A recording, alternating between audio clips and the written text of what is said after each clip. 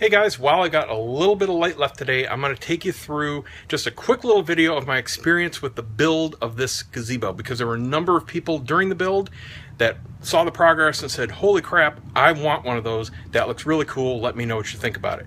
This isn't the studio reveal. The gazebo's done, but I still got one more day of work to complete all the project. So let me just take you through while everything is fresh in my mind, because I just finished it this afternoon, and I'll go through some positives and some negatives, and I'll get the bottom line out of the way. I do recommend it, but let me show you some things that you should be aware of if you get one of these or one of the similar models.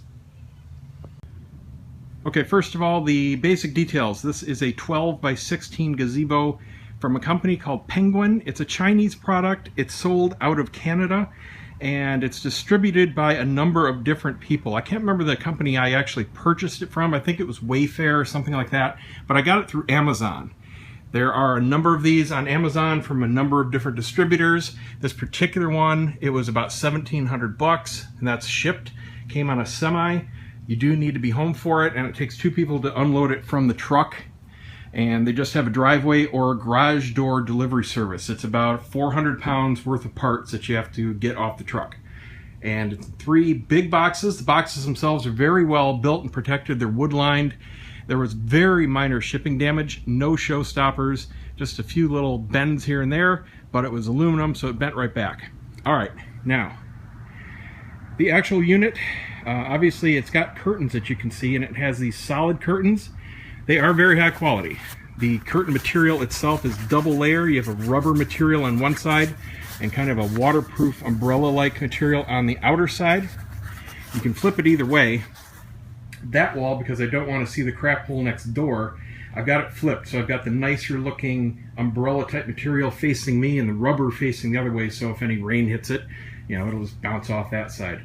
And it does blow quite a bit. Now because I've got this step about 3 inches difference on the slabs here, I've got the back 2 legs up on support blocks to level it out. So I do have a little bit of a gap.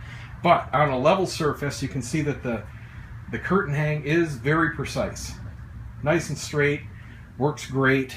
And all I'm gonna do is put a cement weight or something on the other side of this, tie it down so the wind won't be blowing this that much. I just hear it, you know, it kind of sounds like the ocean crashing. Actually, it's a nice sound, but I'd rather have it stable. So there are also a second set of screens. There are 2 sliders, 2 track sliders here. The inner one is for a set of screens. So if you have bugs around you and you may want to close the screens, you can do that, and they also zipper down. Now, I thought from the description of the product that you had curtains on each corner, each section that zipped in the middle, but they're not. There are 4 panels, and they wrap around the corners here. So you can hang these here. I'm not ever going to close. So I can have them like I have them here, or I can split it and put half of this one over on this track. And I might do that. It looks pretty good the way I have it here, just with a nice twirl hiding the post. So I may just keep them like this, but just be aware that that's how they are. And I like the little angle, kind of looks like a home curtain rather than having it split and then you would see the post more. So I'll leave it like that, I guess. The center sections here, let me get it a little brighter for you. There are 2 large posts or beams, and they meet in the middle. And they meet in the middle with a bracket inside. It's got 8 bolts holding 4 on each beam, holding it together, and it does sag a little bit. You can see a slight V. It's not moving, it doesn't move, it's not buckling or anything like that, but just the weight of it all, and because it's such a big span, each beam is 8 foot long, it does dip a little bit. Okay, there's nothing you can do about it, but it's not going anywhere. You can probably see a little easier on that side. So, not a big deal whatsoever. These don't dip, they're only 6 foot spans. So those shorter ones are just fine. So you can just see the little tiny dip there, right in the middle. Not a big deal. The panels themselves are polycarbonate, very thick plastic. They are double layer, and they are corrugated. So they are very stiff. Now, this is a 4-season gazebo. It is meant for use up north to take snow and ice. So you can leave this up no matter where you are and not have to worry about anything. It is very solid once it's up.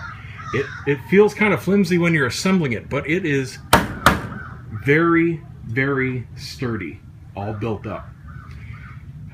This center cap up top, it's got 4 hooks on it. You can hang lights or maybe a ceiling fan, whatever you can kind of rig up there. I wouldn't put anything too heavy, but again, it does take snow and ice, so you can put some significant weight up there. I'm going to do at least a big bank of fluorescent lamps and maybe a ceiling fan. I'm kind of thinking one of those big palm leaf design ones, kind of turning slow. I think that would be kind of cool. Let's see.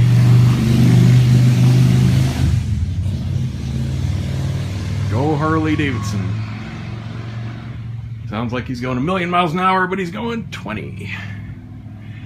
A couple more little gotchas.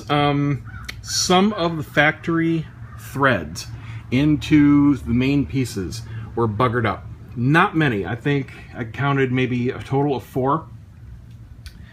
But it wasn't, again, a showstopper. I was able to get the bolts in just enough where the parts are holding. Here's an example here. Okay. Let me focus for you there. The thread was buggered up about halfway through. So the bolt isn't run in all the way, but it's enough where the 2 beams that it's supporting and this little decorative cap here isn't going anywhere. So not a showstopper. There were about 4 of those. All right, and that's, I mean, from the factory. I threaded everything in by hand at first, and in some cases used a hand driver and then used my torque driver. For the most part, everything in no problem. I was impressed with the overall tolerance. Usually with Chinese made parts, you know, you put a beam up and you try to line up a bolt hole and you're lucky if it's a 1/2 inch off. But for the most part, everything was spot on. It was a matter of being very patient. These panels were a major pain to put in, just because until you get everything, for the most part, assembled, everything likes to shift around.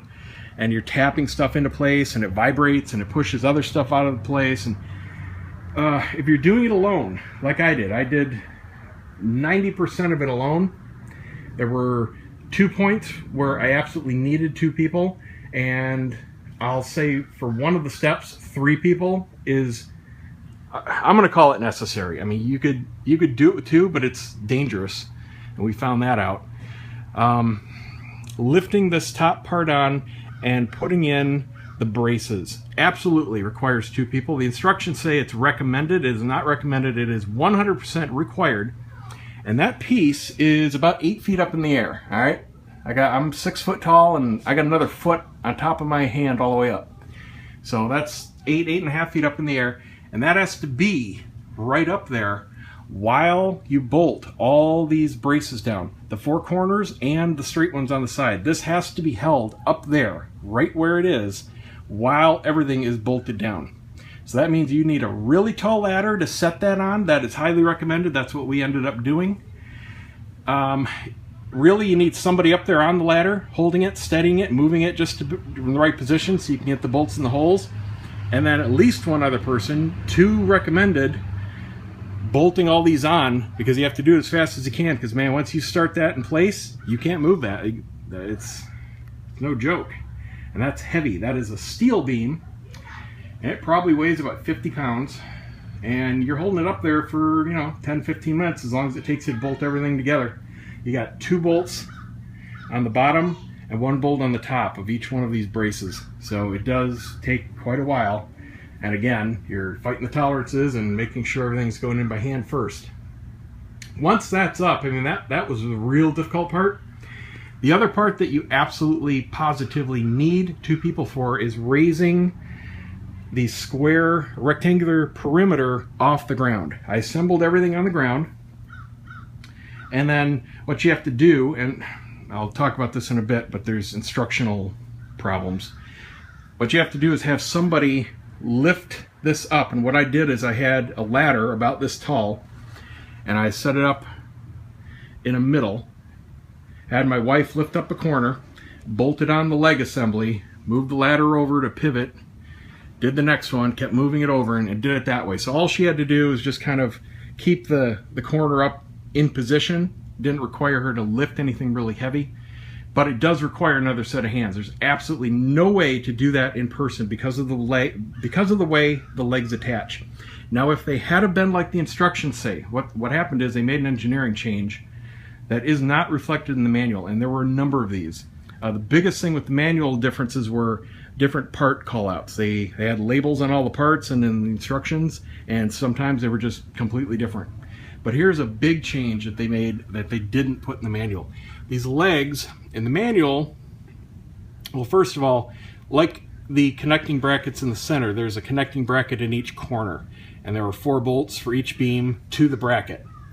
In the instructions, there are an extra set of holes on that bracket that these legs bolt into with 4 bolts. Well, in reality, these legs share the outer 4 bolts with the beam brackets. So what you have to do is, while this is being held up in the air, unbolt these 4 from the beam and bracket.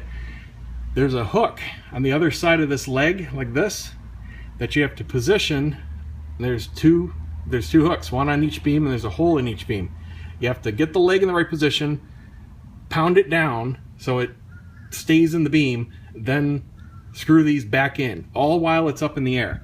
So it absolutely requires another person. There's no way to do that because you're wiggling everything, you're pounding, you need more than 2 hands. So it's not a project you can do alone, and not even if you get a smaller size. It doesn't matter if you get the 10 by 10 or this big 12 by 16. You need 2 people for that. Other than that, I was able to do everything myself. The only other negative thing is they use these track sliders here, these little plastic hooks on the metal hooks, and about 10 of these were missing off of these solid curtains. So luckily I'm not using the screens, and I just robbed what I needed off the screens and put them on here. So if you are going to be using both the solid and the screen curtains, you may need to be ordering some more of these. Don't be surprised if you have some missing. And here you can see how it wraps around if you want to do it that way. So this way I can close this. This would meet in the middle. And that's how the panels assemble. There's a zipper in the middle of each, but there's only 4 panels, not 8. Which is fine. It just wasn't really clear to me in the instructions. You know what, I got that one in just a little cockeyed. So all you do is pull these covers off here, the end caps. They slide off. Just didn't have it quite right on the track there. Everything's really easy to assemble. And I have to say I'm impressed with the quality overall. Fit and finish was damn good, especially for Chinese stuff. I mean, all the end caps, spot on. Oh, well, here's an example of one tolerance that was off. These are little machine screws. I found that the holes for the, I'm sorry, not machine screws, these are self-tapping screws. The holes for the machine screws were spot on, but these holes for the self-tapping were often not. But I've got 3 in, there's 2 on top and 1 on bottom. This isn't going anywhere. And as far as I know, that is the only screw I left out, or had to leave out. Everything else fit relatively well. They did leave good slots, good dimensions, good tolerances to be able to wiggle things into place. So that's why I was fairly impressed. I've had it in the rain. It poured yesterday, and it just pours off like water off a duck's back. It works really well. I was under here finishing all of this up. It does take quite a bit of time. There are, I don't know, 150 different parts at least, something like 400 fasteners total. So budget at least 3 days if you're working alone, except for those few parts I mentioned. All of these beams in here, there's 2 rows. You put these all on loose first, all right? Just hand tighten them in to get them to stay, then tighten them all down, because there is a lot of wiggle. There's a lot of give when you're doing everything on this. My buddy was over helping me raise the center section, and he wanted to nail these down into the cement. I said, no, absolutely not. The instructions say to do that last, and just from experience of what I'd done so far, I knew that it was going to wiggle, and it does. So absolutely do not do that ahead of time. That is the last thing I have to do. And that's going to be it. So there you go. There are my fresh off the top of my head thoughts. Again, this is a a Penguin brand gazebo. They do have lots of different models. They have these open kind. They also have kind with walls and doors, more like little solariums. And they do have pagodas. But I wanted a gazebo. And for the money, I don't think you can touch it. Very spacious, very sturdy. Love the way it looks. And it got good reviews. I'll, of course, have updates over the years, but I have a feeling I'm going to keep digging it. That's it. Hope it helps somebody. Again, I got it on Amazon. Check them out. See ya.